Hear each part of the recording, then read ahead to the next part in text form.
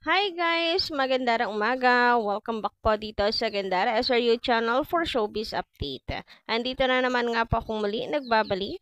Ang nagmamaganda na yung kachismosang Kimpaw. Wala na pong iba si Gandara upang magatid sa inyo ng latest update and fresh happenings patungkol kina Kim Chiu and Paolo Avellino.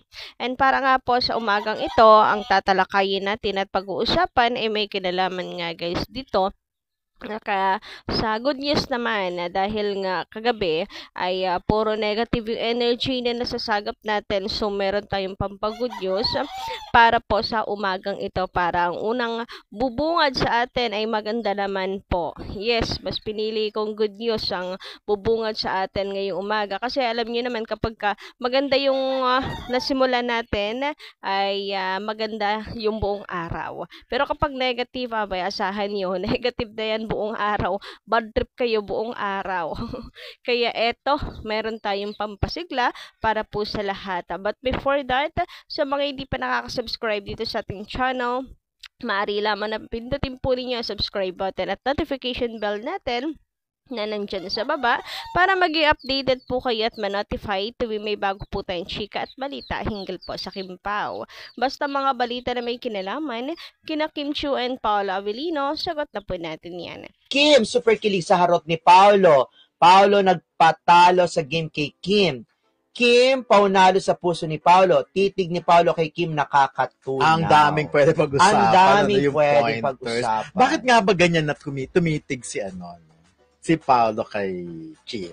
Wala na talaga. Nalambat na talaga ng bonggang-bongga ang puso ni Paolo kay Kim. At talagang bumigay na ng gusto si Paolo kay Kim. Naku, kung ano yung, lang. parang go with the flow na siya. Hindi niya na iniisip yung Paolo nung araw na very reserved lang, na ito lang yung mga, kumbaga as an actor, ito yung mga gusto niyang gawin. Ngayon talaga kahit na parang go na siya sa love team era. Alam mo siguro, buo na ulit si Paolo. Ayan yun. Feeling ko buo na siya ulit. The mere fact na nagpunta sila ni Kim sa Amampulo na sila lang, I mean, in their private moments. Okay. Ibig sabihin talaga na nakuha na ni Kim naibigay na ni Kim yung kakulangan dun sa sinasabi ni Paolo na gusto niyang maging buo muna. Ikaw ba? Hindi, ako, yung tungkol sa buo, feeling ko naman syempre, no, the fact na nakikita mo naman sa rehistro ng face niya kung gaano ka-happy. Pero ako gusto ko yung drama niya kay Kim na panalo ka na naman eh. Kumbaga, di ba nagpatalo siya sa game nila dyan sa event na yan.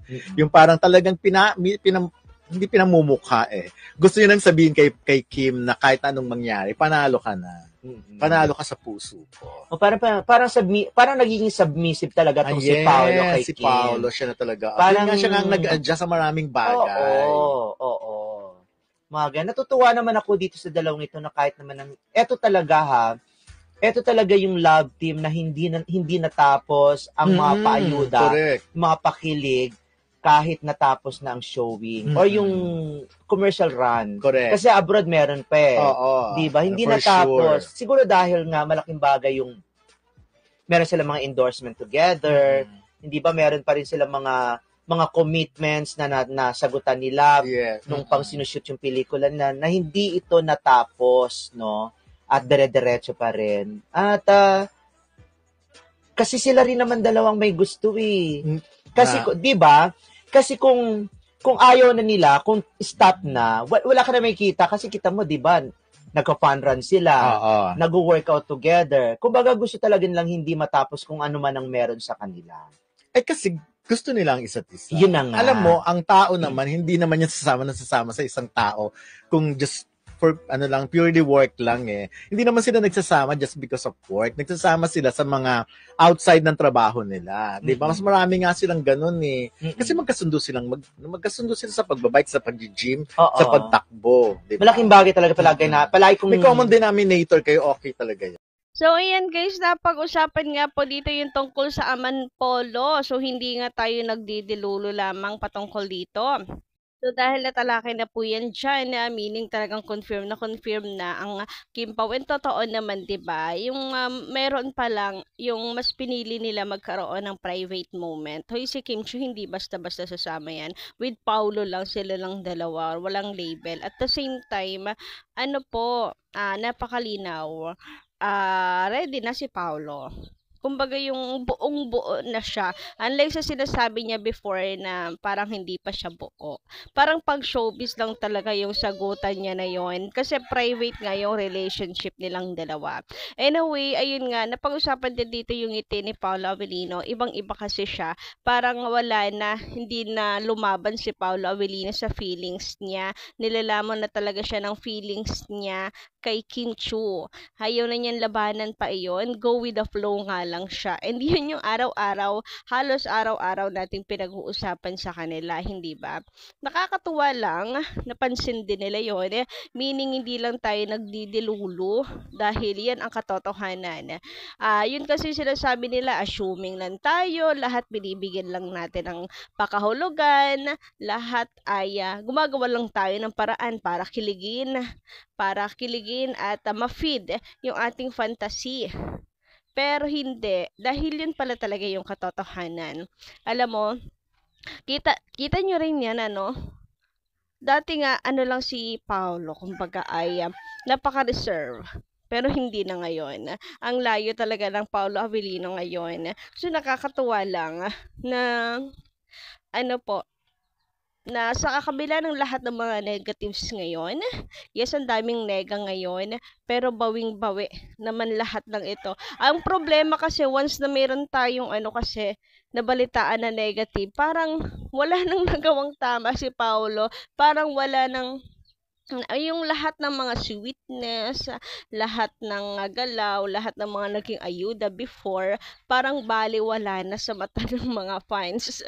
Dahil lang sa isang issue, nagpadala agad. Ganun yung usually ha. Parang isang Sakopan band ba, sa daming ginawa mong kabutihan, yung isang tuldok doon, na kulay itim siyang napapansin. Baliwala lahat ng kabutihan. Parang gano'n yung nangyayari ngayon sa Kimpaw. Dahil lang sa isang issue, wala na, burado na lahat-lahat ng mga ayudas. Na kung tutuusin po, kung talagang showbiz lang ang Kimpaw, kung nakikisakay lang si Paul sa kasikatan ng Kimpaw, wala na pong ayudas after the movie. 'Di ba? Tulad ng sinabi, tulad ng Sakat din. Wala nang ayuda after ng movie, 'di ba? Biglang tahimik. Pero ngayon, hindi. Natalakay din yan doon na pag-usapan ka. Kung narinig nyo yung sa video, di ba? Sila lang yun yung love team na masasabi mong hindi tumigil yung pagbibigay ng ayuda kahit tapos na yung projects. And gusto kong i-remind ang lahat this morning, guys. Hindi ba kayo nasanay? Lagi naman po may naninira sa Kimpaw. So, kung ano naman yung issue na naririnig natin ngayon, ano na lang po, erase. Paki-erase po muna ang lahat ng yon dahil balewala lahat ng effort ni Paolo. Alam mo yung parang back to zero na naman siya pag nagkataon.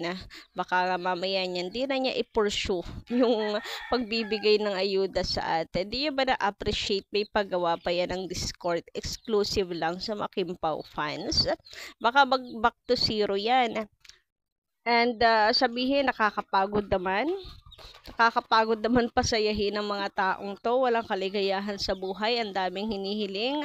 Ang daming et cetera, et cetera. Gugustuhin ba natin yon? Baka pati sa atin, maging private na lang din yung buhay nila.